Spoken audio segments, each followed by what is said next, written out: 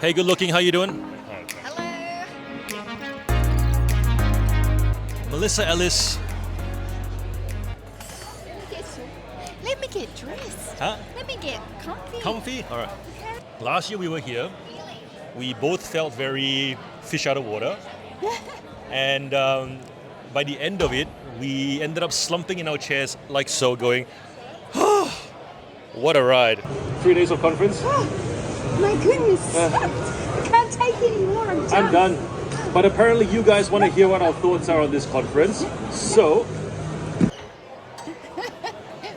That's a reenaction. this year, however, it feels different. We feel like we're old school now. We just feel like we're part of it.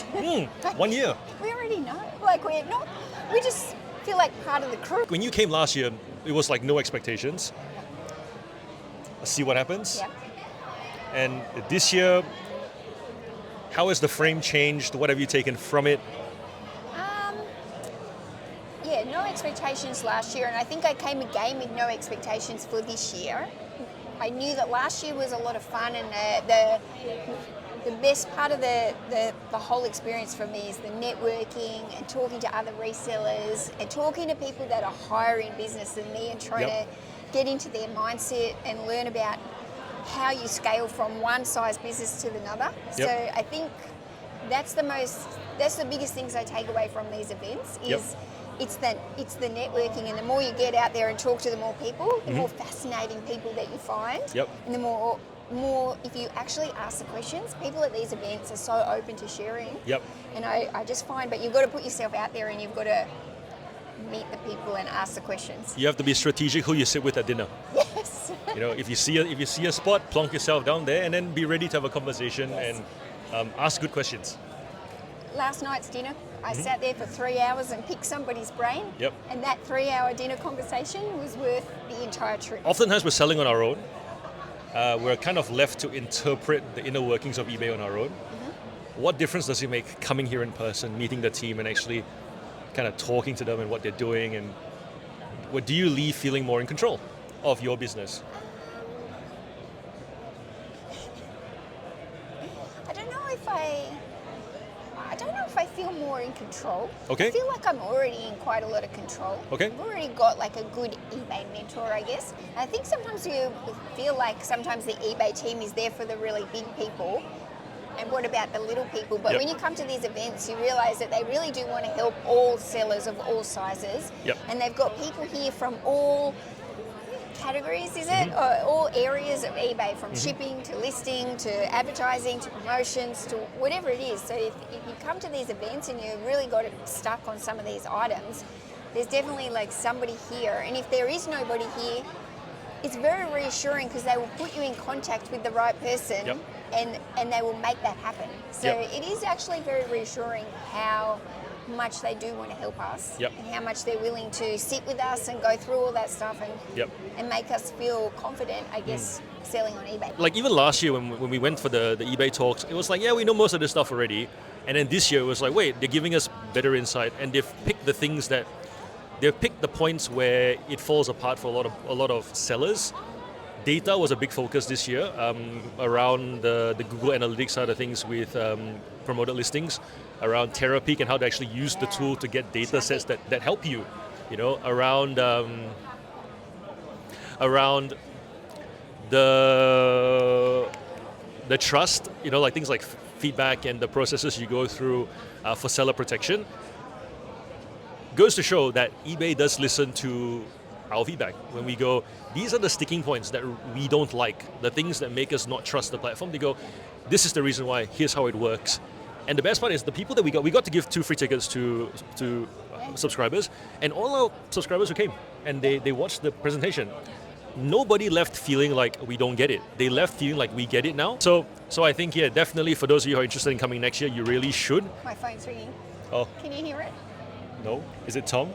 I don't know who it is. Being around like an absolute gun, you know, like someone who's actually got his motor running constantly with his business as well. Oh, Tom. It rubs off. Oh, yeah. It rubs off. Oh, it's very interesting because a lot of the conversations I had last night with probably $1 billion sellers, very, very large sellers, And the advice that they were giving me, a lot of it was the same advice Tom has been trying to drill into me and encourage me. And it's like, oh, it's the same kind of actual advice. And it's like, I've got to believe in myself to be taking those next leaps.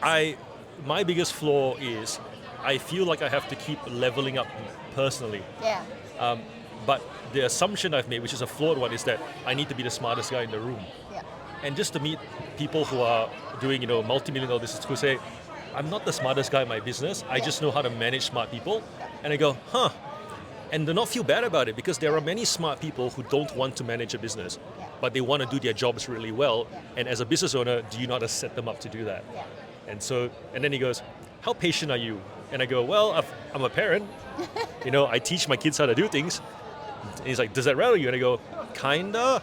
Well, if you work on that, it should translate into training staff to do specific tasks and giving them that satisfaction and the praise to keep doing it well. Basic things that really, when we hear it from people here who have done better than us, we go, but when we're back home and someone tells us, we go, really? Nah.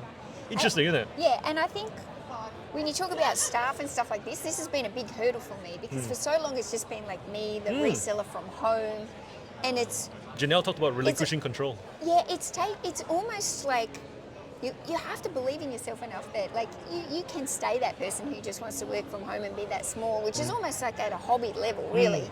But if you want to actually take it to that next business, you have to be able to grow that. Oh yes, I was that mum who was working at home in the garage, but I've actually learnt so many business skills now that I can grow this into a bigger business with people working for me, doing the tasks that anybody can kind of do. Photographing, anyone can do that. Finding these people to help you so that you can be doing the bigger stuff to make more money. And it's a big change.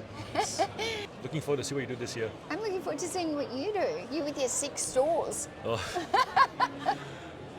sound. How do you scale with 6 stores? Like, is it better to have like 2 stores and try and scale, or do you find having 6 hard? So, the reason for the 6 stores for me is, I don't want to be limited within my verticals. And so when I had everything stores back in the day, I would struggle to put items together because I thought it didn't fit. But obviously, we heard like Jethro Marks from the Nile, right? He's got everything in his thing. But he's also scaled it to a point where it doesn't matter anymore.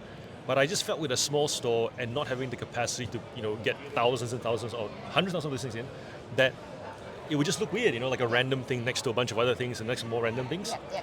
But then it became apparent that if you have separate stores, if a category no longer serves you, you can cut the whole store, but it doesn't actually affect the rest of the stores that you've got. So for me, even though I've got 8,000 listings at the moment across all 6 stores, it is still very much testing for me. I view myself as a very small experimenting seller.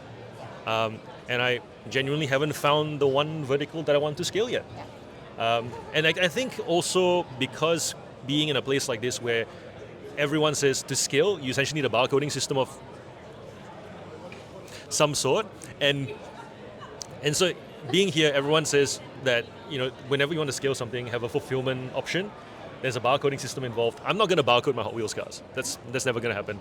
I'm not going to barcode my Thomas trains either. It's too easy to not do that. And so until I find that thing that I can barcode and let somebody fulfill, Orange connects. The FBA for eBay.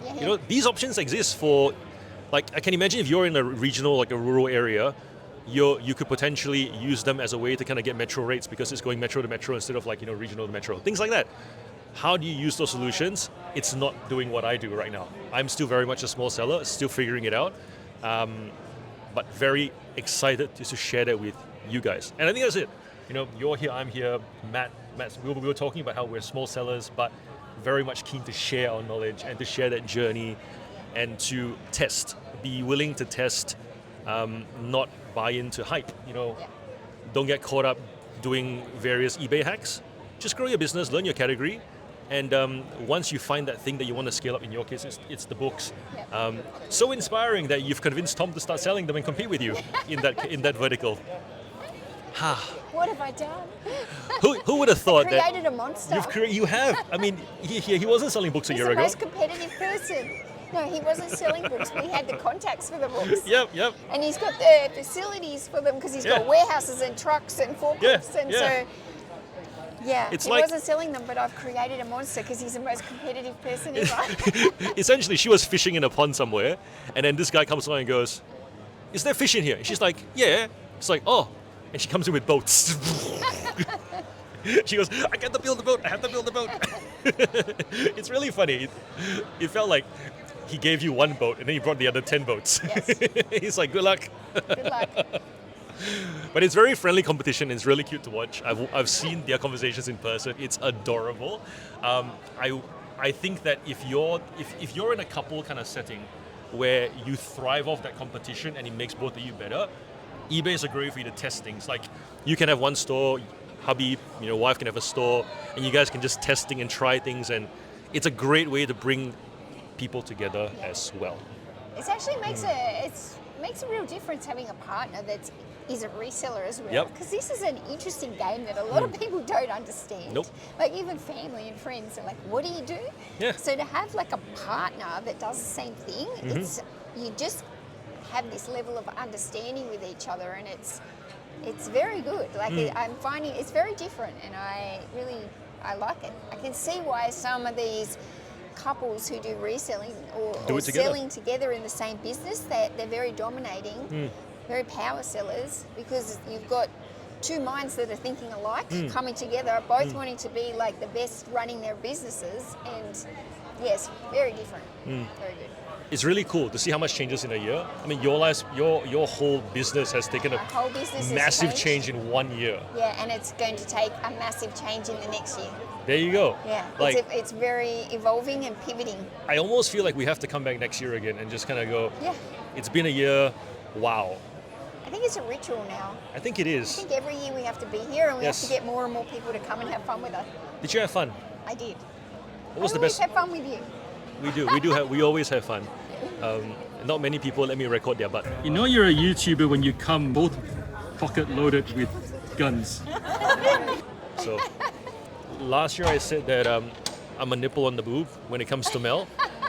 If there are any of you who don't follow Mel's channel, you should, because this is a journey worth following and tracking. Part of the Meaningful Hustle is reselling that helps life. And I can very much see that Mel's business does help give her a better life. Oh yeah. And it does open up opportunities for her that if she were to stay stuck wherever she was before, would not have happened. And so if you like that open road and you want to follow that open road journey, I almost feel like at some point Backfromburnout needs to be something relating to the moon. It's interesting, like back from burnout and then like going in a different direction and trying to, my journey has definitely changed a lot, and it's going to continue to change, I think. But yeah, I think there's a lot of scaling up on my business in the next, or there has been already in the last 9 months, and there's going to be more scaling up now. So coming to these kind of events and talking to big businesses that have done the scaling up, it's really a lot of it for me is mindset and believing in myself. So I'll see you back next year. It was lovely seeing you again this year. A year has flown by. I know. It's been fun. I'm excited. Hopefully next year. I'm going to come to Melbourne and see you again. Really? Yeah. Cool. I'm going to come do another road trip. Awesome. I'm going to go thrifting. It's all right. Mel from Backfromburnout. And John the Reseller. 1, 2, 3. RetailFest. Oh, that was so corny.